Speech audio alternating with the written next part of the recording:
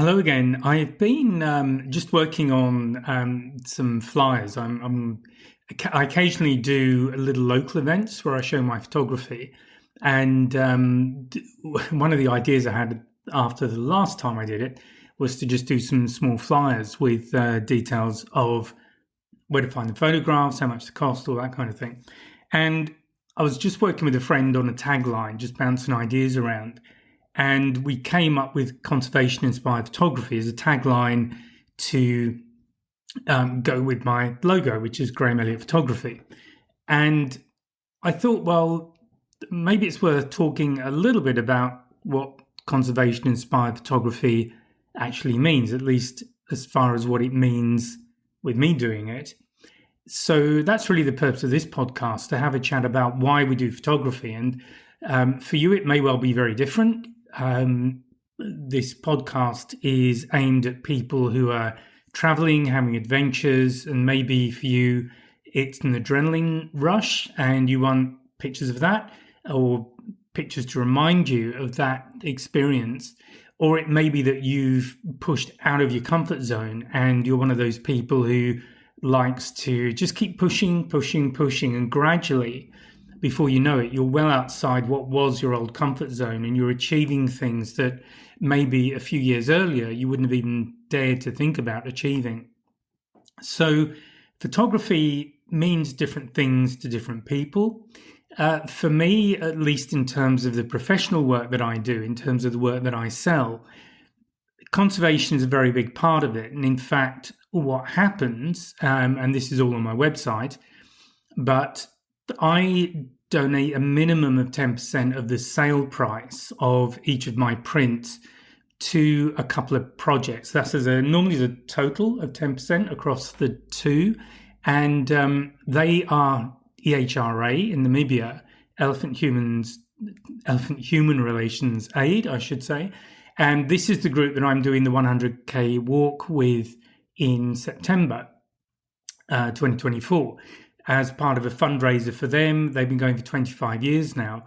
And what I like about them is that their focus is not just on the elephants, but it's also working with the local people.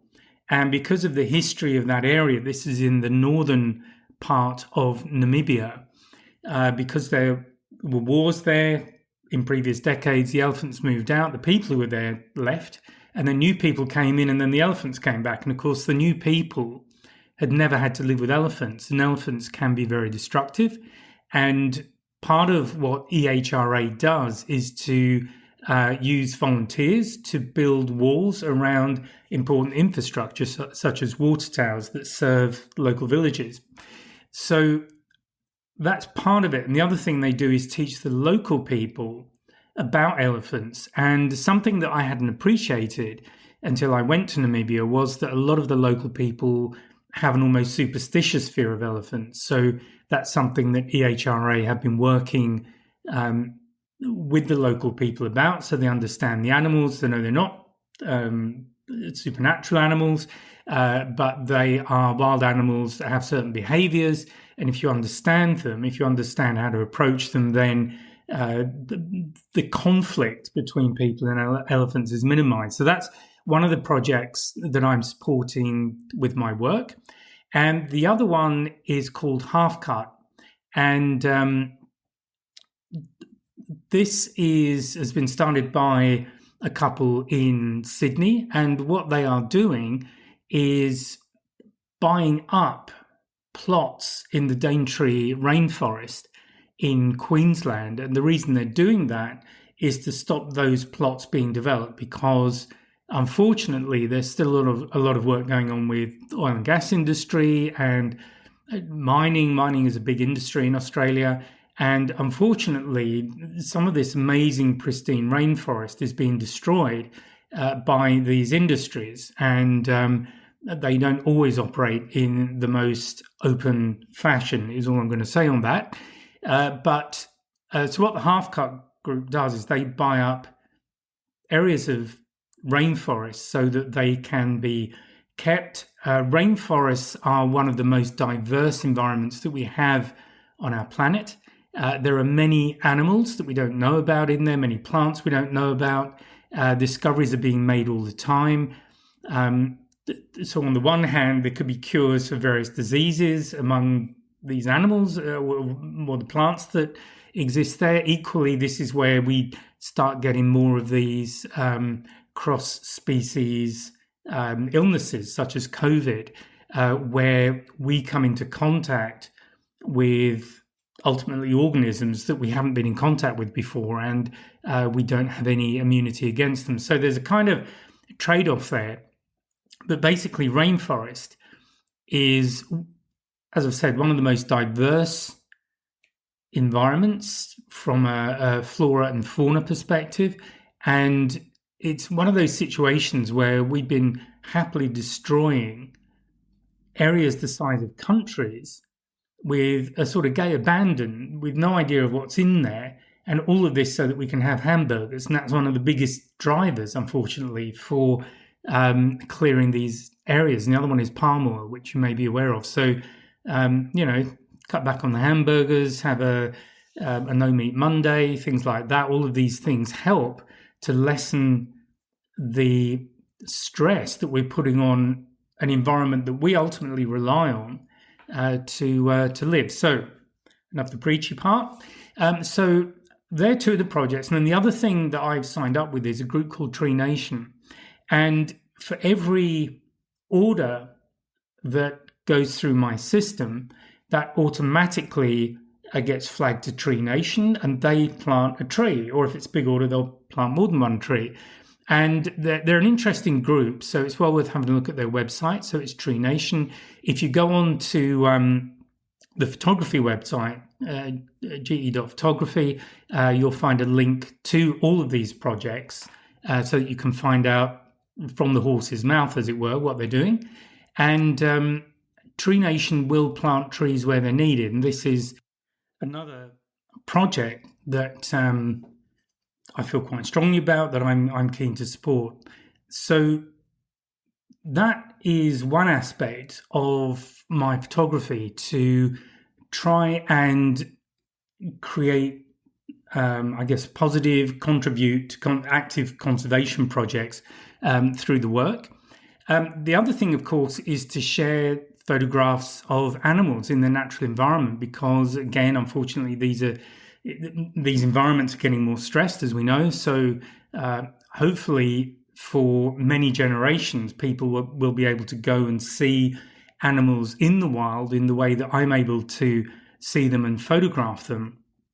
But obviously, there's that danger that that won't happen, and a number of key species, and some of them I was quite surprised about when I found out, but they are either endangered or on the verge of extinction. So things like giraffe, zebra, lots of animals. Of course, rhino, we know all about. Some of the big cats are threatened, and primarily this is down to loss of habitat. There's also poaching, and some cultures have the belief that different animal parts are good for one ailment or another, which is just nonsense, really, because most of things like rhino horn is made of keratin, which is what your hair and your fingernails are made of. So really, if you think it's that good, we'll just use some fingernails.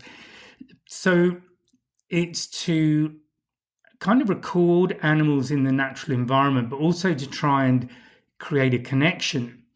And there's a quote from David Attenborough, which I will paraphrase because I don't have the quote in front of me and I can't remember it exactly.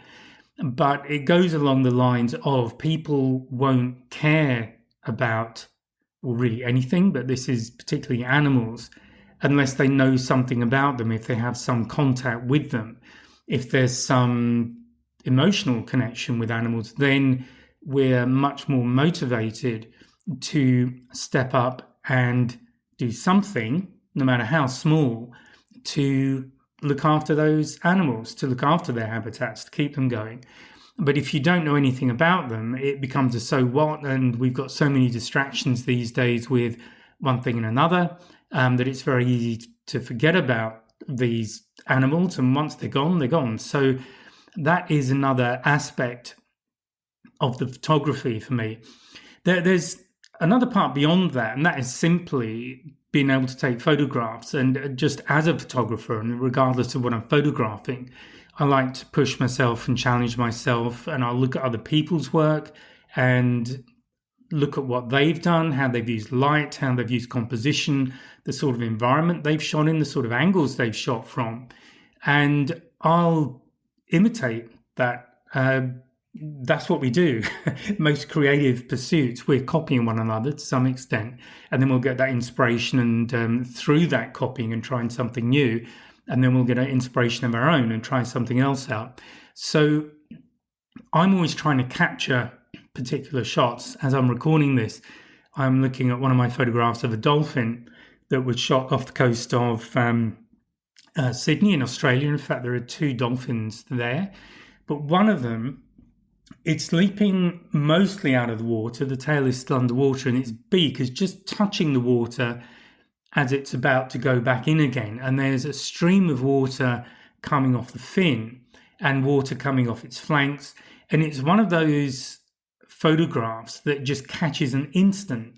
This was, you could measure this in milliseconds, the amount of time a dolphin was in that position. And this to me is another part of it. It's capturing animals in a moment of time, just grabbing that moment so that you can stop it and you can look at what's going on. You can look at the way the water is streaming off the animal's body. You can look at the reflections in the water as it's just about to disappear back into the water again. You can see what else is around it. As I've said, there's a second dolphin in this shot that's mostly underwater. You can see the sort of back half of it. And those to me make things more interesting, because as much as I love seeing pods of dolphins and dolphins porpoising through the water where they're constantly in and out of the water, and if you've ever seen dolphins doing that, you'll know that they are traveling very fast, and you can't set up a shot. It's you can't set up a shot in the way that you would a seated portrait, say, where you're looking at your composition and you're making sure the lighting's right and you're changing this, changing that to get the perfect shot. That just isn't the case with wildlife. And that's one of the reasons that I love it, because it's a much more challenging situation. And in the case of this particular dolphin shot, I remember taking it. I was on a boat, a whale watching boat, actually. We're out looking for whales, and then we saw a huge disturbance in the water some distance from us coming towards us. And then there were, I don't know, at least 50 dolphins in this pod. And I basically just set up an area that would be in focus off to one side of the boat, not too far from me, and just set the fastest shutter speed I could and just sat there with a burst, just held my finger down on the shutter. And I don't know, it shot maybe 20, 30 frames. And most of them were rubbish, which is usually the way with this kind of thing. But every now and again, you get a shot that you just love, because it just freezes things. But that's knowing techniques to get around the limitations of animals that move very quickly. So again, it comes back to the challenge of that kind of photography and capturing those moments that otherwise you'd miss. If you weren't able to photograph them, if you weren't able to capture them, you wouldn't see them. Things happen far too quickly. Humpback whales breaching is another favourite, because I used to do a lot of humpback whale photography off the coast of Sydney. Prior to that, I used to photograph them when I lived in Perth in Western Australia. And my first environmental project was working with 2 researchers who were actually trying to work out where the breeding grounds were for humpback whales that travel up the west coast of Australia. So if you don't know, humpbacks in that neck of the woods spend the southern summer, so December, January, February, that sort of time, in Antarctica. And that's where they feed. They actually drive their own ecosystem, because as they eat and then they defecate, they're creating an environment that the small animals they need to live on can actually eat off their droppings. Unfortunately, we've got deep sea fishing and all sorts of nonsense going on down there now, which is threatening that whole environment. But there you go, that's Homo sapiens for you. The dumbest species on the planet. Sorry. Anyway, so and then you have that, and then they move in the southern winter up to the warmer waters where they give birth and they mate. So these researchers were trying to work out where that was, and the reason for doing that was that there was a lot of oil and gas exploration at the time, offshore oil and gas, and again, that's a big industry for Australia, and this is going back to 1993, so quite a long time ago now. And they were trying to understand where the whales went to mitigate the impact that this offshore oil and gas, these refineries and all of that stuff would have a minimum impact on the whales. So that was the reason for their work. And I've spoken about them before. They were awarded the Australian Medal, I believe, a few years ago now for their work. But Kurt and Mitch Nicole Jenner, or Kurt and Mitch Jenner, have made a huge contribution to our understanding as a whole on humpback whales and other marine mammals. Primarily, that's primarily their area of interest. So by taking photographs, I'm hopefully raising awareness of these animals by catching them in mid-flight in terms of the humpback whale breach. You're getting to see the animal in its glory, as it were, because if you see, again, a breach when you see it live is generally over in a couple of seconds, 2 to 3 seconds, it's done. So it happens very quickly. But if you can freeze the action and freeze that moment, and again, I like to go very fast, where individual water droplets are frozen in air in that photograph, you can begin to see how amazing these animals are.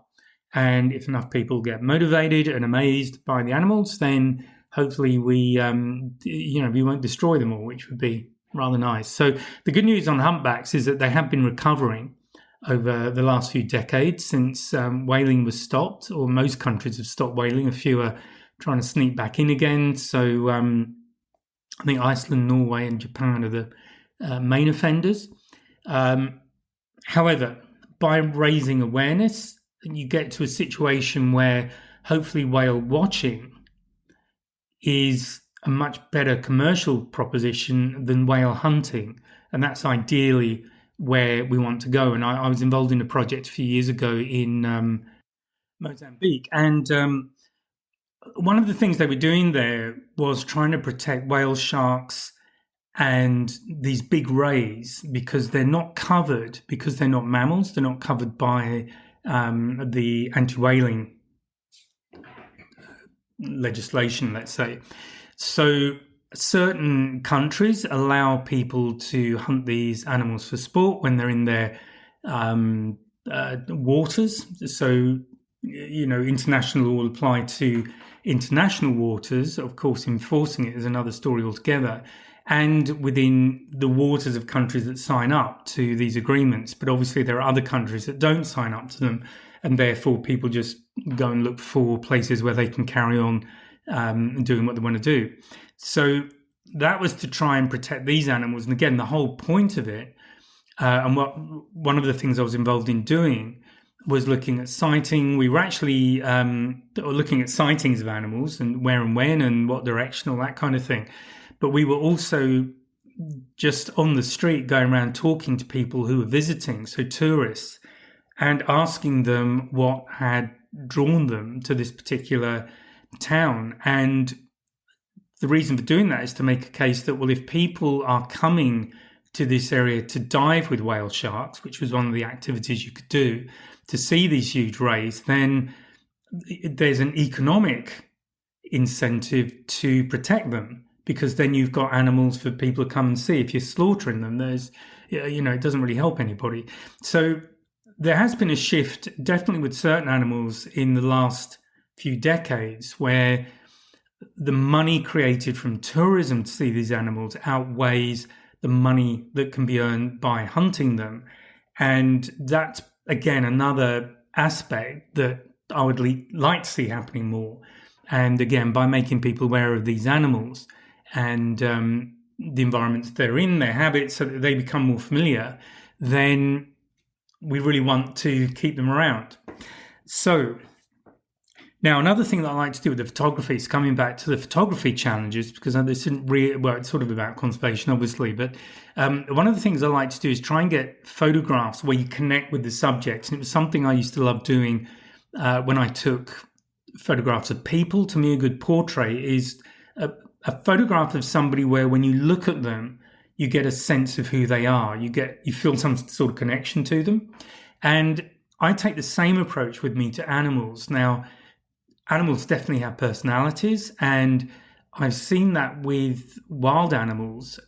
In fact, when I've been with wild animals, I remember scuba diving up in Cairns in North Queensland, and I was scuba diving with somebody else there, and this lady I was with just tapped me on the shoulder and pointed, and there was a black-tip reef shark, which was just under 2 meters long, I would guess. So about, my sort of size, a bit bigger. And it was hunting around the reef. It was actually nosing into the reef itself, the coral reef, looking for something to eat. But there was an instant feeling with that animal that it was no threat. And I don't know if you've experienced that. It's something I've experienced quite regularly with animals. Some, you get the sense there's no threat from them at all. There's no hostility there.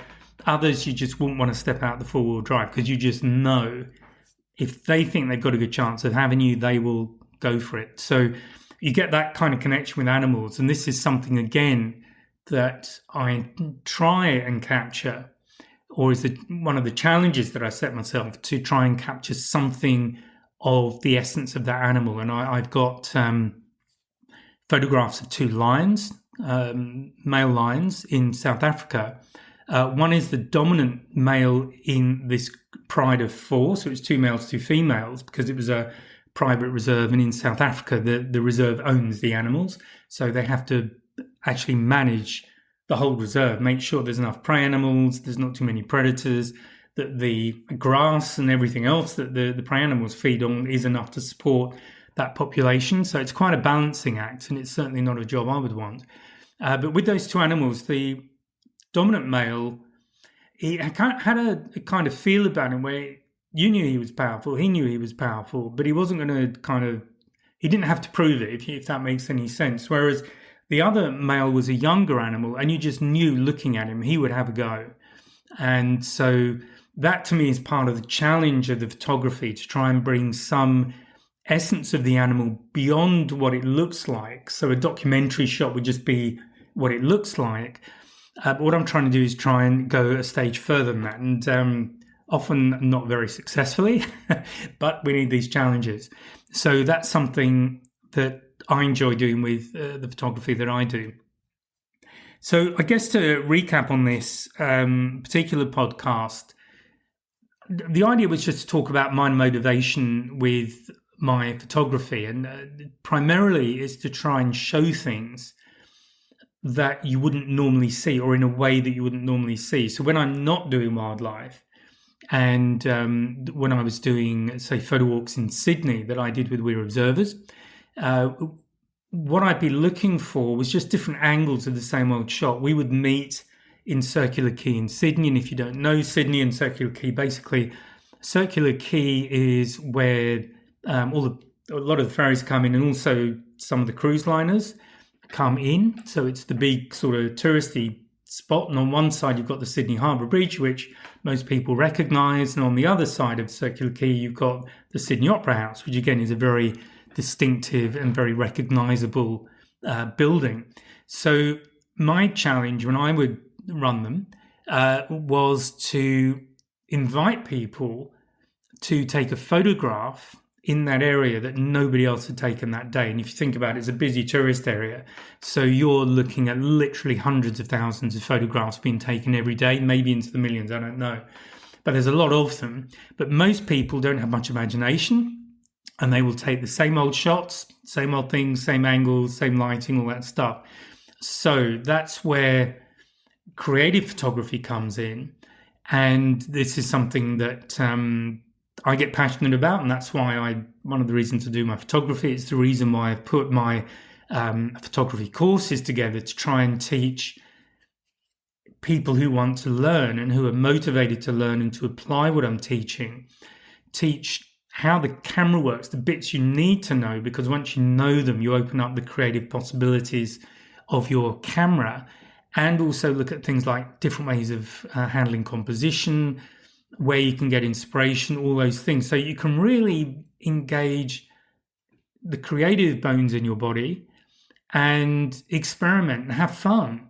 Because I think having a creative outlet for all of us, we live in stressful times, stressful situations, and it's very easy to get caught up in all of that stuff and everything we see on the news, on social media, all these sorts of things.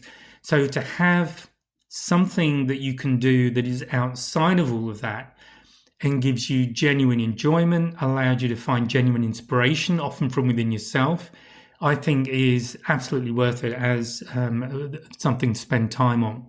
So for me, as I've said, it's trying to produce photographs that have a different take, whether it's an animal or where I live or where I'm visiting, but trying to think of ways to show that place that if I was to show it to somebody who had lived there for years and walked past a particular thing every day, they would still see something new. And that is perhaps a challenge I'll leave you with, if you found this interesting, to challenge you to photograph something in your everyday and that you hadn't seen before or that other people don't see. And we get that by looking around.